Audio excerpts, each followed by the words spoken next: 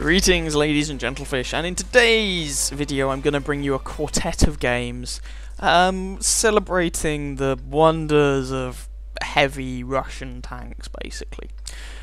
If you are the right sort of nerd, please feel free to leave a mathematical equation or description in the, well, comment section that best exemplifies this video. If you're not the right kind of nerd, don't worry about it. Anyway, we're going to kick off proceedings here with the KV-2. Now in this game, I am platooned up with Craig. I'm my KV-2, he's in his Jackson, tier 6, American turreted tank destroyer. So he is the dirty capitalist pig dog, while I am representing glorious communism. And if you can take any of that seriously, you're a better man than I.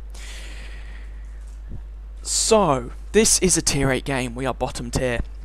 And I'll be honest, I'm not really paying that much attention when I play this game. 1, I'm talking to Craig on TeamSpeak. 2, I'm talking to Loki because she's around. So I'm kind of... I think I take more damage in this game than I should, but as I say, I'm really not paying very good attention. And first blood in the game goes to Craig, demonstrating to everybody that just because you're tier 6 and the thing you just shot at is tier 8 doesn't mean you ain't going to blow it away. And he kills a Borsig, which is a very, very valuable kill indeed. Those things are damn nasty. Now, there's a Tog in this game, on the enemy team, who appears to have platooned up with... Oh, he platooned up with a Hellcat to get into this game. Tog does not usually see tier 8 games, but in patch 9.3 there's been an awful lot of Togs wandering around, because there was a mission to get a free Tog. And there's also been a lot of very bad Tog drivers wandering around, because they don't know what they're doing. Complete snapshot there at the ISU 152, just because he was backing off, and I wasn't really going to get another chance, but alas... no success. So we decide to reload. I do not want to eat a big fat 152mm shell from him. I would much rather he ate a big fat 152mm shell from me. He appears to be moving, which means his accuracy is garbage. He's already fired, but the T-29 polishes him off. And I don't appear to have any other targets around here, but there is another example of glorious communist engineering around the corner, the KV-4. So we're going to slowly lumber towards him. And I actually have a bigger gun than the KV-4, even though he's 2 tiers higher than me, which is kind of funny. But there we go.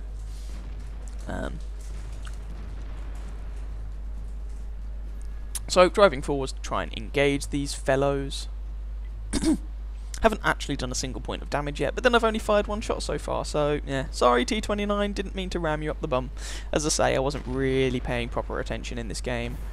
And aiming is for suckers. We put 332 into the face of that KV-4 because 152mm high explosive shells tend to offend, and I imagine give the crew of that vehicle a significant emotional experience. No, I didn't come up with that phrase myself. I horribly stole it from the... Ooh. Was that a penetrating shot onto the Tog? I don't think so, but I could be wrong. I did quite a lot of damage to him, though. That was fun. Anyway, yes. I stole that from the Chieftain? He's one of the Wargaming historical guys, and I come around this corner, but I'm not loaded. Screw it. Put the fire out, and put another 359 into that KV-4's face. Because KV-2 doesn't care what tier it's shooting at. If you have terrible armour, he'll do 900 damage. If you have slightly less than terrible armour, he'll do lots of damage anyway. KV-4 has really good armour. Still going to take a lot of pain. And hello, Mr. Panther 2. Almost 400 into you. And you can see that most of the shots I'm taking are against tanks that are 2 tiers higher than me, which is nice. God bless the KV-2, it is so much fun, and we're winning this game 7-3. I don't yet have a kill though. Craig is beating me on that score. Ooh, we can't have that. T-69.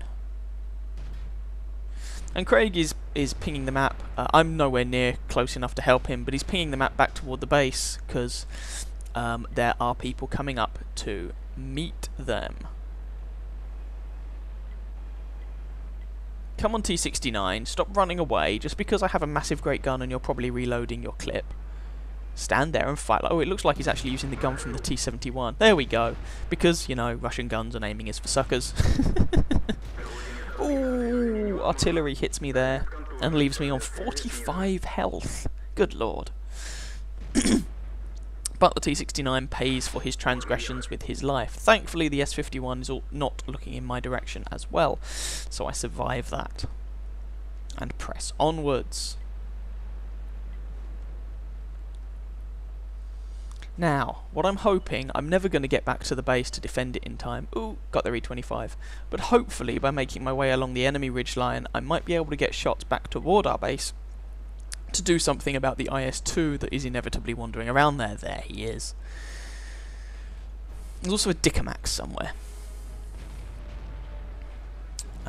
There's their Lorraine. Someone get some revenge on him because he hit me in the face for a lot of damage. Make him go away. There we go. Someone appears to be working him over quite effectively. Maybe that was the ELC firing HE. No, ELC polishes him off though.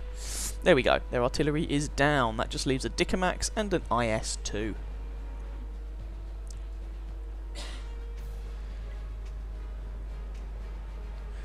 And so we're going to keep pushing around. You can see everyone's overtaking me. The KV-2 is not the fastest tank in the world, sorry. But the KV-2 never arrives late. It arrives exactly when it intends to. It's just the rest of the world that's got the wrong timing. God bless this machine.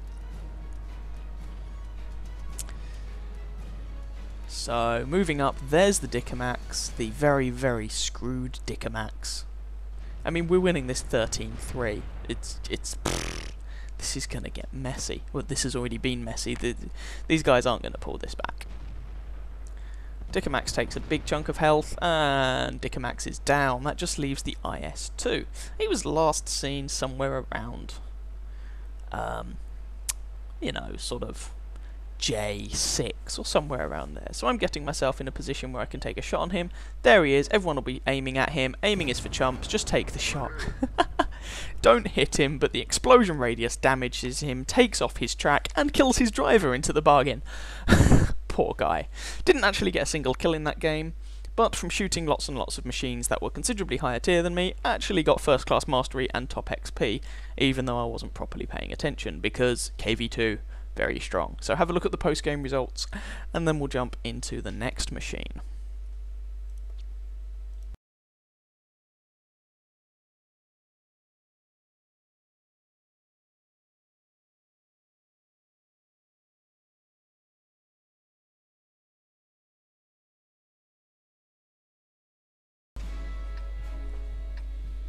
Here's game number 2, and we are in the KV-3 tier 7 Russian heavy tank. And you can see that my KV-3 is not fully upgraded. I'm missing the top engine, I'm missing the top guns, I'm missing the top turret, etc, etc, etc. So basically, this is a tier 7 T-150 with a bit more health. And a bit better hull armor. And much less speed. Ugh. Anyway, this is a tier 7 game, so we are at least top tier. And we are going to try and achieve something vaguely useful, but you know, maybe it'll work, maybe it won't. And I'm going to drive this thing down into the Valley of Death. I.e., you know, like around J9, H9 for people who have no idea what I'm talking about. It's where a lot of the combat on this map tends to take place. The rest of the map tends to be a bit more skirmishy, but you generally find the heavy tanks, and high tier tanks go to that area to bludgeon each other to death with rocks and see who emerges victorious.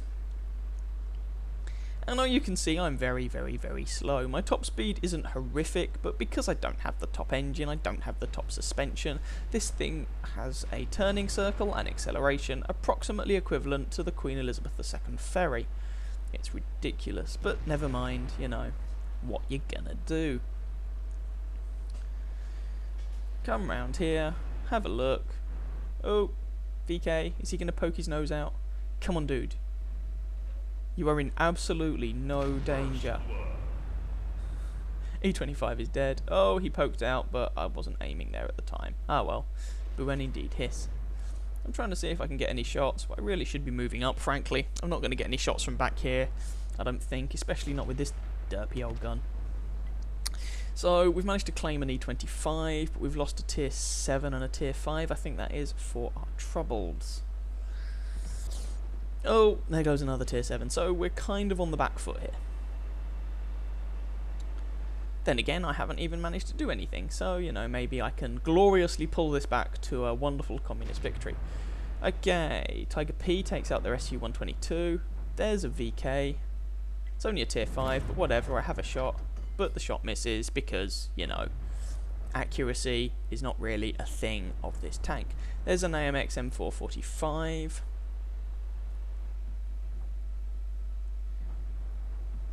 Actually, for reasons that will become apparent, I looked up the stats of that AMX after the game, and he's pretty respectable. We put, alas, a low damage roll, but we put a shot into that SU-152. I was realistically never going to kill him, so I'm not too worried about that. Can I reload in time to finish him off, though? Yes, I can. The nice thing about using the 107mm gun on this tank, of course, is that you get a much better reload than you do using the... Ooh, trying to find a shot. Than you do using the 122mm, and our team has managed to pull this back, so the scoreline currently reads 6 kills to 5 in our favour. 6-6 as the AMX pulls back another one. That's a rock. Trying to pick out the turret roof of that tank, successfully do it, and put a chunk of damage into that Tiger P. I think I'm going to try and do the same thing again, but with rather less success, although the shot does go close, which for this gun is an achievement. So yeah, I looked up the stats of this AMX M4 after the game for reasons that will become apparent, and he's a pretty respectable player. He's pretty good, as far as I could make out. When I say I looked up the stats, I looked up his win rate in-game. That was it. I didn't go any further than that. But certainly according to win rate, he's a pretty respectable player. So I'm just moving forwards, trying to advance this game and get myself into a position of cover. There we go, AMX, on the move, shoot him, there we go. And he gets very sore and butthurt about that, saying, "Oh, you're all a bunch of noobs, what did you do? You didn't aim that shot or anything." No, I didn't aim that shot or anything, I really should have taken the shot on that ELC earlier. But the flip side is, if you're not willing to take the shot in the first place, you're never going to hit, you know. So, knowing that, just deal with it, basically. And you'll see he gets butthurt in a moment.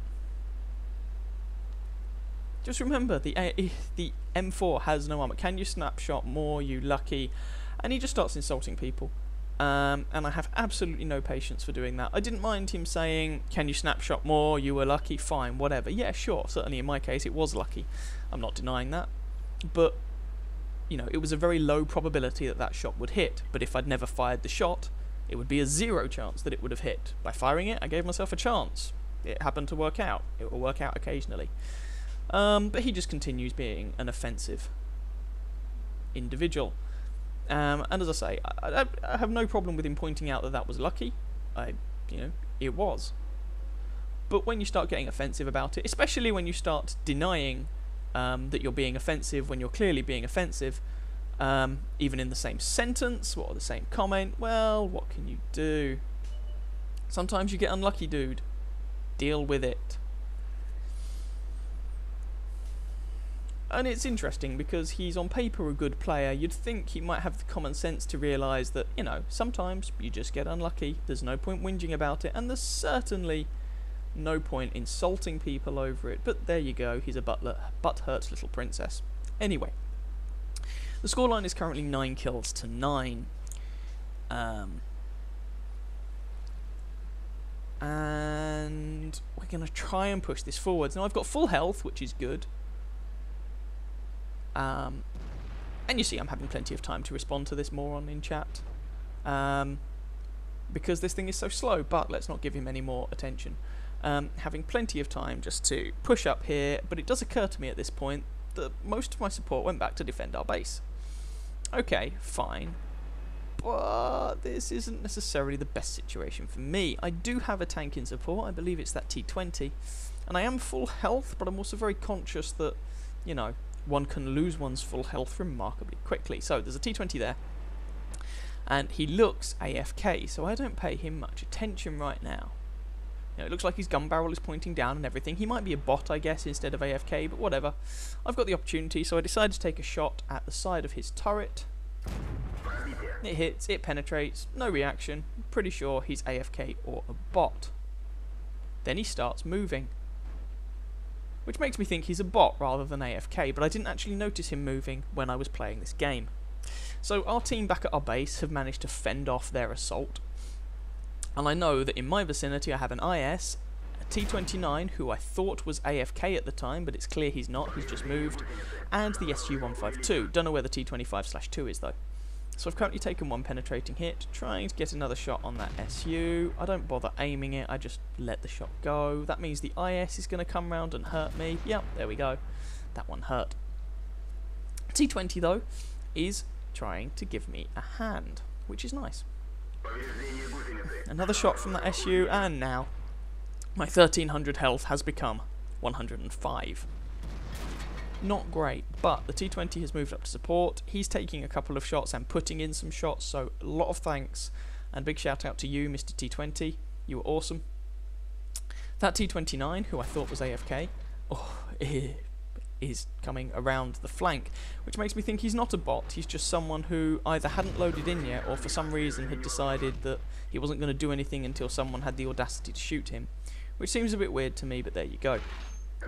T-20 comes up and puts a shot into that IS. I put a shot into that IS and set him on fire, killing the IS. Alas, the SU-152 kills our T-20. He'd done well, so kudos to him. Why am I not fully angling my armour here? Because I didn't really have time. The track traverse on this tank is appalling. My shot goes in, Tiger P polishes off that T-29, and now it's just the SU-152, and I know where he is, and the T-25/2. Now, if that SU is using a 122mm gun, never mind, I was going to say, he could bounce on me. If he's using the 152mm gun with HE, he'd just kill me. As it is, the last two tanks on the enemy team die, and that's a win. Hurrah! Victory. So despite the fact that it was a stock tank in a kind of icky situation there, we still, with a bit of help from our teammates, so big shout out to that T-20 in particular, and also to the Tiger P, but especially the T-20, with some help from our teammates, managed to pull that game through, which was nice. So yeah, take a look at the post-battle results, and then we'll jump into yet another game.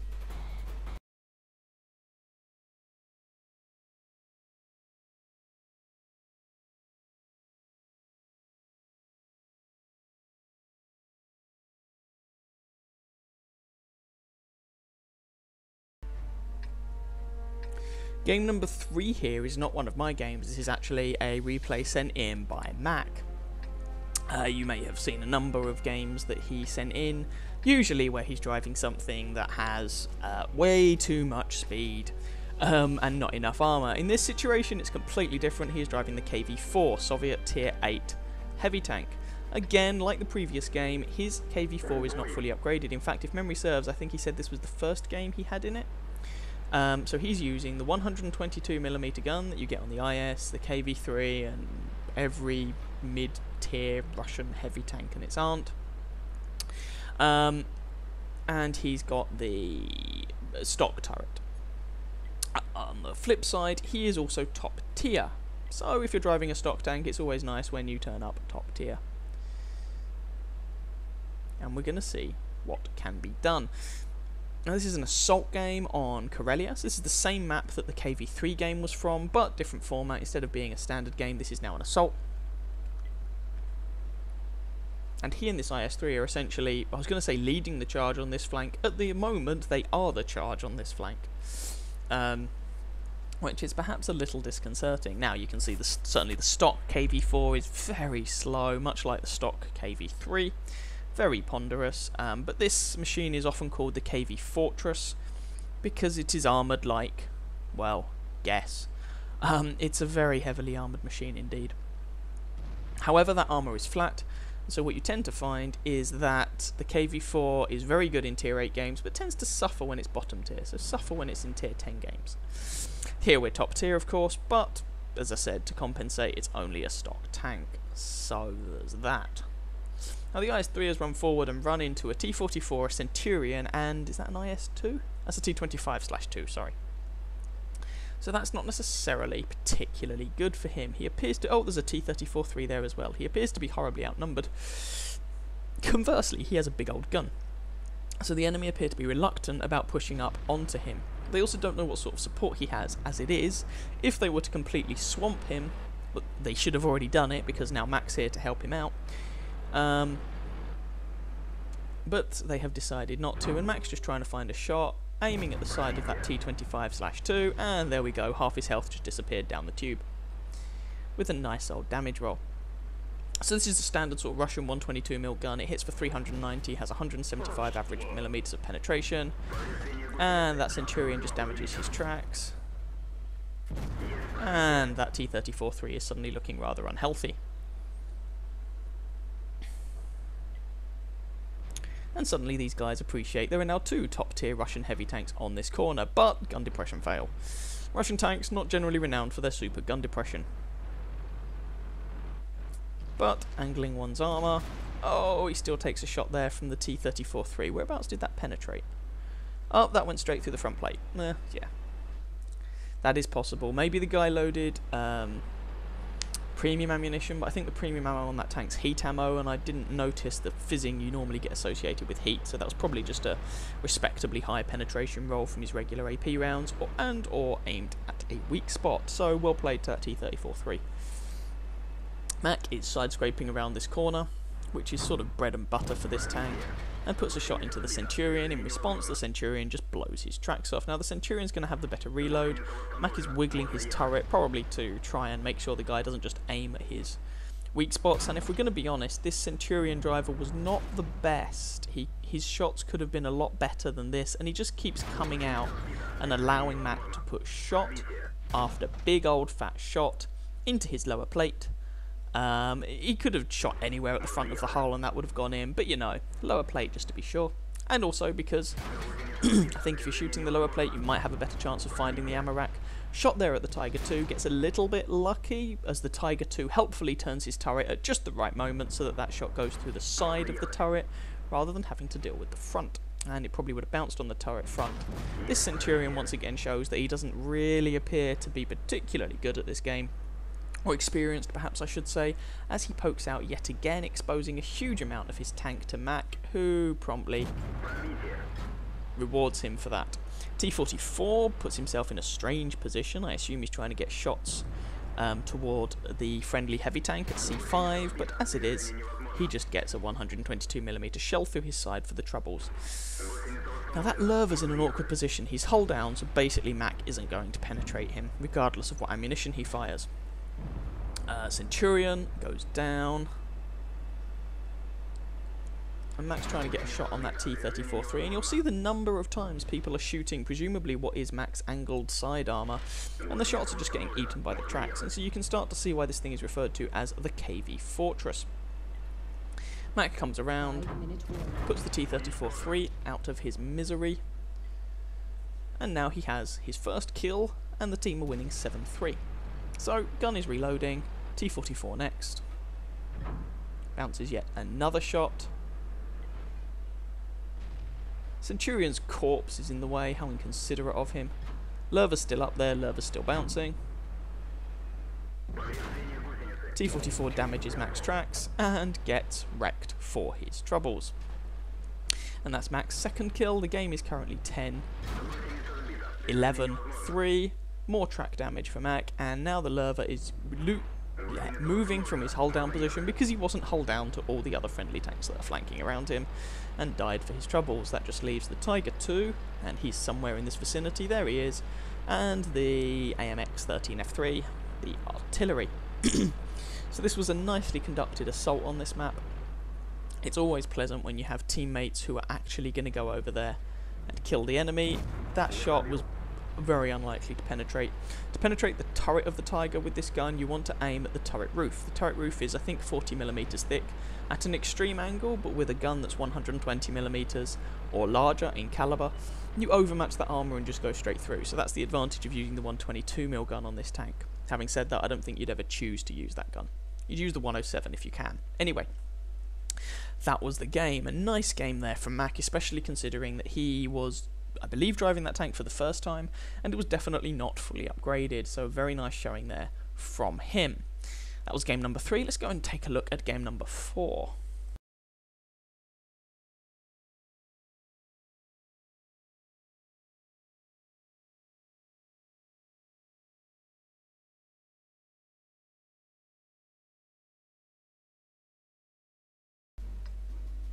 Here's the last game of the replay. We're back to me driving, and I'm in the KV5. So, this is a tank I recently acquired.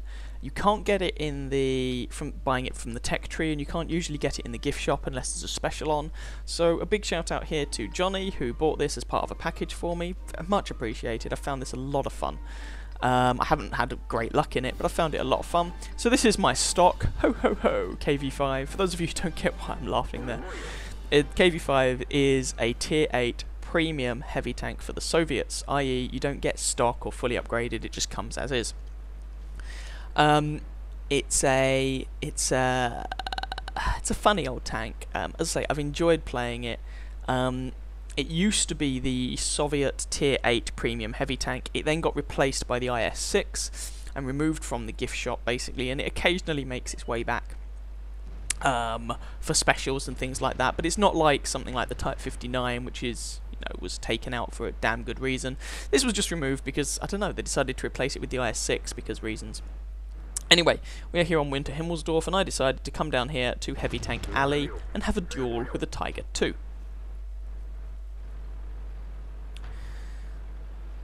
Now the KV5 is a very, very, very heavily armoured machine, and it gets limited matchmaking. It doesn't see tier 10 games. However, it also, I should point out, has the highest DPM of any tier 8 heavy tank. Ooh, Tiger managed to put a shot into me. I think he hit a weak spot there. However, the gun is the same gun that you were using on the T150 at tier 6. 167 penetration is very underwhelming. 300 alpha damage is decidedly average, or less than average, for a tier 8 heavy tank, but the rate of fire does make that nice. And despite its heavy armour, the KV5 also has a big, fat, obvious weak spot on the front of the tank in the shape of that R2-D2 turret, which is where the radio man sits. And so the radio man in this tank really is a bit of a red shirt. However, you can kind of mitigate people's ability to shoot at that weak spot by reverse side scraping, which is what I'm doing here. I'm showing my side at a steep angle. Front of my turret is not impenetrable, but it will be a difficult shot. Trying to pick out Tiger II's weak spot, but failing miserably. Now, the way this game appears to be going, the hill, well, my money is on us winning the hill as things stand. I think we have the better positions, but I could always be wrong. And so right now, this is just me and a Tiger II, pretty much bouncing ineffectually off each other. This is one of the most boring games you could wish to mention, and there we go, we can see the penetration he got on me right through my gun mantlet. Ah well, never mind. It's basically where the gun is, and that's a hole in the armour anyway, so that's a reasonable shot. There he is, trying to pick out his commander's hatch. No, miss. This gun is not very accurate. But there's no point switching to premium ammunition, because the premium ammo on this tank is also not very good. There we go, finally get a shot in, but it's a below average damage roll. The premium ammo is not particularly good. If I were using a 122mm gun, ooh, he puts another shot into me. Yep, weak spot. If I were using a 122mm gun, I'd just be able to shoot at the roof of the turret of this guy, and it would overmatch his armour and go straight in. But I'm not, I'm using a 107, so that's not an option. Now, our team does indeed appear to be winning the hill. We're winning 6-3, and so actually, I'm perfectly fine sitting here and trading shots with the Tiger II, because he now has other problems. Managed to get another shot into him there. And really, this game is now looking like it's in our favour. And this is just going to be... I'm just going to go and try and get more XP from the game and more credits. Now, it's a tier 8 premium tank this, so obviously one gets it to make credits, but, this is it's a fun tank to play. I'm loading APCR because it's the only way I can get a vaguely reliable penetration on these guys' weak spots, basically lower plate at close range. He's probably going to put some damage into me there. Yeah, he does. And hello, weak spot. Lower plate. Goodbye, Tiger II. Scoreline is 10-5, so switch back to armor piercing and go over to the other side of the map.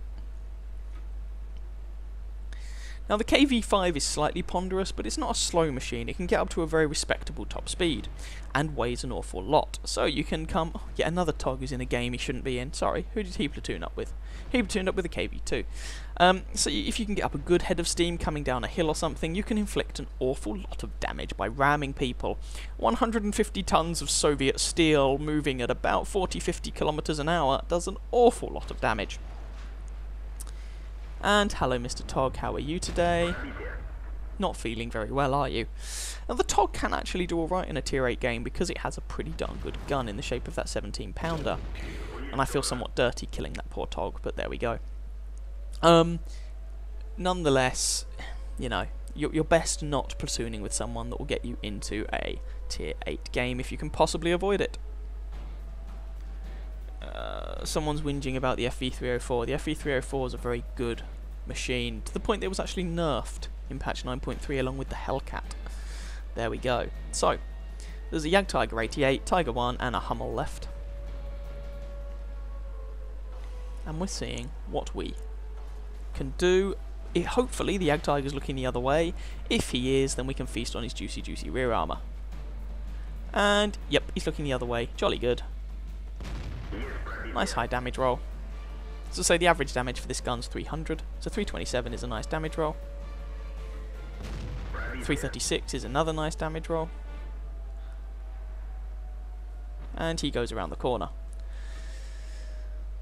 So I'm just going to push on toward the enemy base. Or toward the base, this is an encounter game. And wreck them. Hello, Tiger.